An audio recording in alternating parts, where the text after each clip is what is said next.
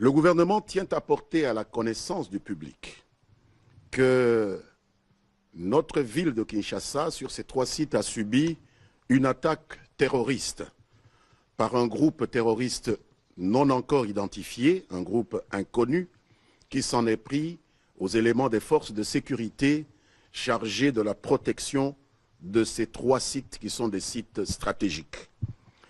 La réaction des forces armées de la République démocratique du Congo et de nos forces de sécurité en général, par exercice de légitime défense et par devoir de neutralisation d'une agression terroriste, a été prompte et sévère. Au moment où nous parlons, nous sommes en mesure de donner le premier bilan de cette action terroriste contre notre peuple. Une vingtaine d'assaillants s'en étaient pris à l'état-major général de l'armée dans les hauteurs de Mbinza. Les forces de sécurité en ont tué 16. Une trentaine d'entre eux s'en étaient pris au quartier général de la radiodiffusion-télévision nationale congolaise, la RTNC 1.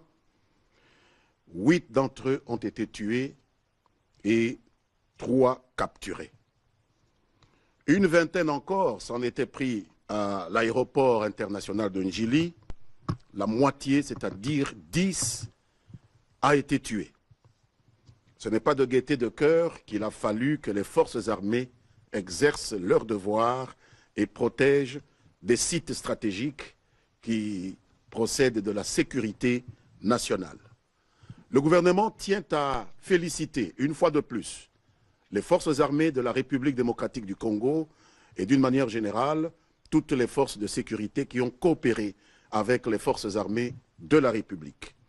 Le gouvernement appelle les populations de Kinshasa, victimes de cette agression terroriste, parce que nous n'avons pas l'impression que les assaillants aient eu un autre objectif, avec un nombre aussi pauvre, avec un armement aussi réduit, de vouloir atteindre un autre objectif que celui de s'aimer la panique et la terreur à la veille des célébrations des fêtes de Nouvel An qui ont toute leur importance dans notre culture.